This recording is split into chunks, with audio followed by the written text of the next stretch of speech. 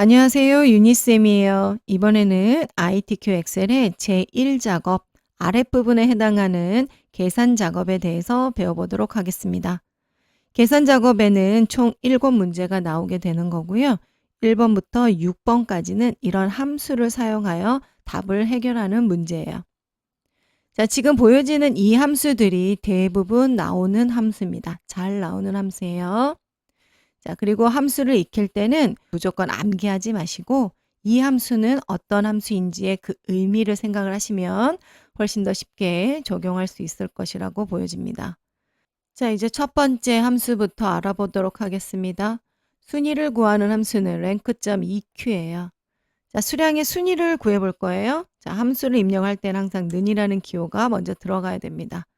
자, 다음 순위를 구하는 함수는 rank.eq. 여기 보여지죠? 더블 클릭하면 되고요. 자, 어떤 걸로 순위를 구할 거냐면 수량의 순위를 구할 거예요. 그리고 이 첫 번째 170이라는 이 수량은 이 전체의 수량에서 몇 등인지를 알아볼 겁니다. 그래서 첫 스타트는 170 셀 포인트를 클릭하고요. 자, 컴마 170이라는 수량은 이 전체의 수량에서 비교를 할 겁니다. 자, 이 상태에서 F4를 눌러서 이 전체 수량에 대한 것은 달러를 붙여줘야 됩니다. 자, 이건 나중에 설명을 할게요. 자, 컴마. 자, 내림차순이라고 하는 거는 숫자가 큰 것부터 1등이 되는 거죠. 오름차순의 경우는 달리기의 기록 같은 경우에 작으면 작을수록 1등이 되기 때문에 그럴 때는 오름차순. 자, 이 같은 경우에 큰 숫자가 1등일 때는 내림차순을 눌러줍니다. 자, 엔터하면 자, 7등이라고 나오고요. 여기 점 보이죠? 점에다가 채우기 핸들 했더니 이 부분 584가 1등이라고 나와 있네요. 자, 지금 보면 이 달러를 붙여줬던 이유는 이 170이라는 수량은 이 전체 범위에서 몇 등인지를 비교를 할 겁니다. 자, 다음 두 번째 267이라는 숫자도 이 전체 수량 범위에서 비교를 할 거고요. 세 번째 510이라는 숫자도 이 전체 범위, 420도 이 전체 범위. 이 변하지 않은 이 전체의 범위 값을 절대 영역의 값입니다. 이 값을 달러로 범위를 잡아줘야지만 그 범위 속에서 값을 하나씩 하나씩 내려오면서 비교를 하면서 순위를 구하게 되는 거죠. 자, 이렇게 해서 순위를 구하고요. 간혹 몇 위라고 나오는 문제가 있습니다. 몇 위, 뒤에가 7위, 5위, 2위 이런 식으로요. 그럴 때는 n연산자를 써주죠. 7번 위에 있는 n 기호를 넣고요. 다운표로 위 입력을 하면 자, 7위라고 나오죠. 이 상태에서 채우기 핸들에서 쪼르륵 내려주게 되면 각각의 위라는 글자가 순위하고 위가 이어서 글자가 출력이 되게 됩니다. 이게 rank.eq입니다. 랭크가 나오는 경우도 마찬가지고요. rank.eq도 같은 값이 출력이 되니 헷갈려 하지 마시고요. rank라는 함수는 순위를 구하는 함수이다 라고만 알아두시면 될 것 같습니다. 자, 두 번째는 if하고 mid 함수예요. 자, 지금 보면 mid라는 함수는 텍스트 함수입니다. mid뿐만이 아니라 right 함수도 있고요. left 함수도 있어요. 자, 이런 함수는 어떻게 쓰냐면 코드 번호라는 이 문자 중에 어떤 글자를 추출을 할 겁니다. 앞에 있는 h를 추출하려면 왼쪽에서부터 비교하며 h라는 추출을 하면 빠르기 때문에 left 함수를 쓰면 되고요. 맨 뒤에 나와 있는 이 숫자를 추출하려면 right를 쓰면 되겠죠. 다음 가운데 부분, 중앙 부분에 있는 어떤 글자를 추출할 때는 mid 함수를 씁니다. 그래서 지금 보면 이 mid 함수를 써서 F라는 글자가 보여지면 이 코드명의 분류는 패션이라고 나오게. 자, L이라고 나오면 생활, B라고 나오면 서적이라고 나오게끔 출력을 해볼 겁니다. if와 mid를 써서요. 자, 그런데 조건이 몇 개냐면 F일 때와 L일 때와 B일 때 이렇게 조건이 3개일 때는 if를 다중 if를 써야 됩니다. 2개를 써야 되는 거죠. 자, if라는 함수는 yes 또는 no예요. true 아니면 false이기 때문에 true 아닌 false에 또 하나가 어떤 조건이 좋기 때문에 if라는 함수를 두 개를 써줘야 됩니다. 자, if. 자, 무엇을 찾을 건가요? 가운데 있는 이 f라는 글자를 추출할 거죠. 그러니까 mid를 씁니다. 어디에서? 코드 번호에서, 컴마. 자, 스타트 넘버라고 나옵니다. 스타트 넘버는 몇 번째에 f가 위치해 있냐 이 말이죠. 하나, 둘, 세 번째니까 3, 컴마. 넘버 캐릭터예요. 몇 글자를, 한 글자를 비교할 겁니다. 자, 그러면 뭐가 출력이 될까요? f가 출력이 되죠. 자, 이게 만약에 뭐라면, f라면, 대소문자 상관없습니다. 라면, 패션이라고 글자를 출력을 해주고, 자, 그 다음 남은 조건은 두 개죠. 생활과 서적이 있기 때문에, 자, 이 부분도 if, 다중 if, 같은 조건에 있는 요 부분. 그대로 한 번 더 복사할게요. 자, if 또 한 번 if가 들어가죠. 이번에 같은 포지션에 있는 글자 중에 이번에는 L이라면, 대소문자 상관없으니까 소문자를 써보겠습니다. L이라면 life, 생활이라고 해주고요. 자, 그렇지 않으면 서적이라고 나오게 하세요. 자, 마지막은 B일 경우를 쓰지 않아도 됩니다. 왜냐면 한번 거쳐지죠. F라는 경우, 그 다음 L이라는 경우, 이 두 개를 제외한 건 서적이라고 출력이 될 겁니다. 엔터. 자, 그 다음 패션이라고 나오죠. F니까 패션이겠죠. 자, 이것도 쪼로록 범위를 잡게 되면 알아서 이 텍스트를 추출해서 비교를 하는 거죠. L인지. 자, L이라면 생활. 자, 쭉 내려오다가 가운데 있는 부분 B를 추출을 합니다. 자, B라는 게 보여지면 서적이라고 출력이 되게끔 나오는 함수 if하고 mid를 써서 출력을 해보았습니다. 자, 세 번째 함수는요. choose하고 mid하고 write 함수입니다. 이걸로 아까 뽑았던 패션, 생활, 서적이라고 if와 mid라는 함수를 써서 출력했던 값을 이번에는 choose와 mid와 write하라는 함수를 써서 한번 해보도록 할게요. 지금 choose라는 함수하고 mid 함수만 이렇게 쓰던가 아니면 choose 함수하고 write 함수만 쓰면 됩니다. 자, 일단 한번 해볼게요. 자, choose 함수를 쓰고요. 자, 어디에서 자, 어떤 값을 뽑을 거예요? mid. 자, mid는 가운데 있는 글자를 뽑을 때 쓰는 텍스트 함수라고 했는데 굳이 오른쪽에 있는 1, 2, 3을 추출해서 비교를 한 후에 패션과 생활과 서적을 출력을 할 겁니다. 그럼 mid라는 함수는 쓰지 않고 write가 훨씬 더 편하겠죠. 자, 코드 부분에서 컴마 한 글자가 그리고 이 부분은 그냥 써주면 됩니다. 패션, 생활, 서적. 한 번 더 설명을 하자면 이 choose라는 함수는 이 가운데 있는 조건 값이 2를 반환하게 되면 첫 번째 패션이라는 글자를 출력을 할 거고요. 2를 반환하게 되면 생활, 3을 반환하게 되면 서적이라고 출력되게끔 하는 함수예요. 자, 그래서 write 함수 오른쪽에 있는 숫자가 1이죠. 이 부분은 1이에요. 그 다음에 2죠. 3이에요. 이 숫자를 반환시켜서 적당한 1과 2일 때와 3일 때에 맞춰서 출력을 하는 함수입니다. 엔터. 자, 패션이죠.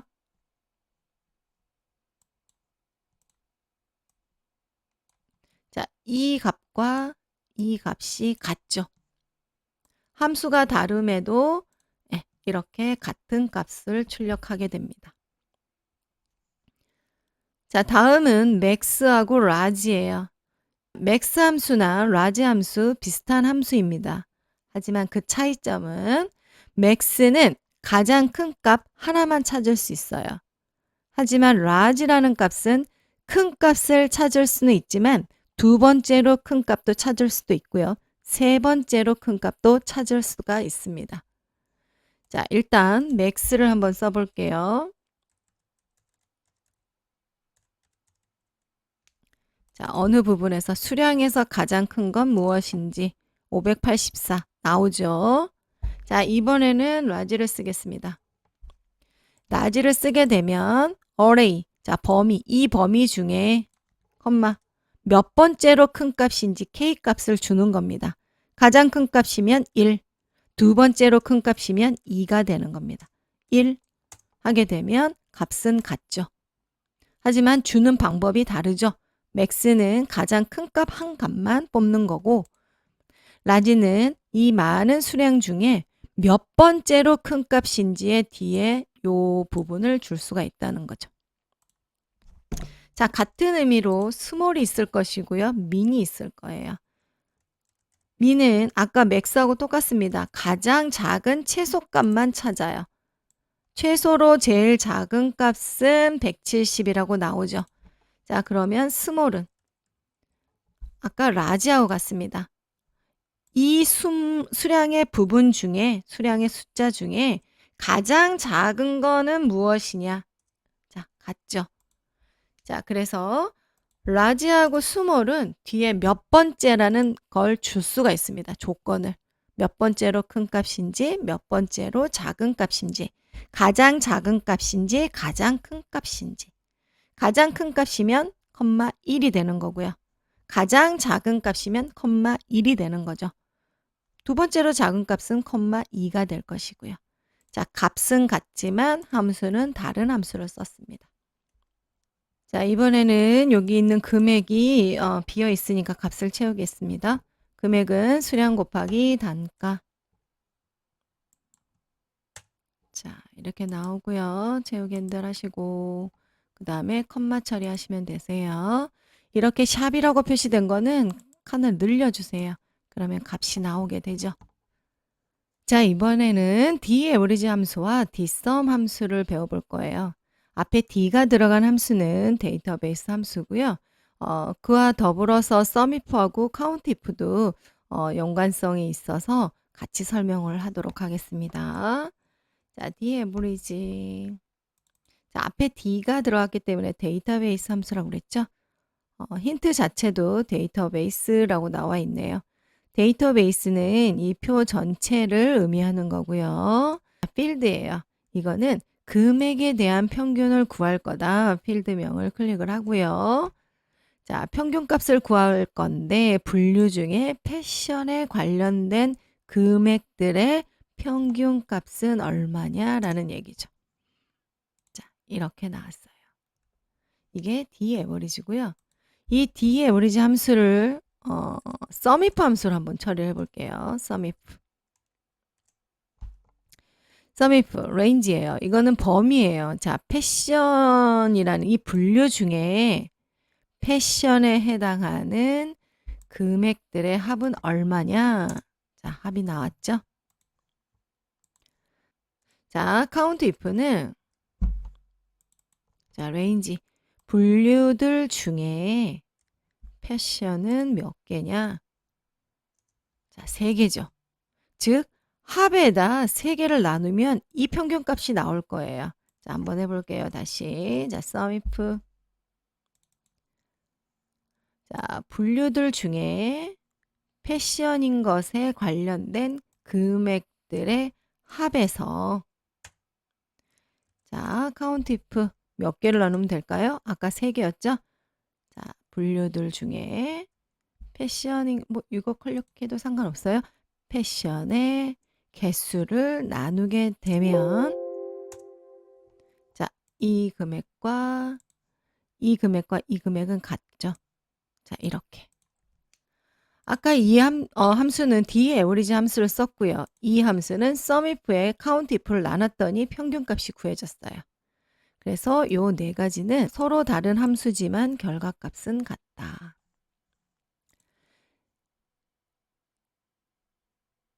자, 그 다음에 여기에서 라운드라고 나와 있어요. 라운드는 반올림하는 함수예요.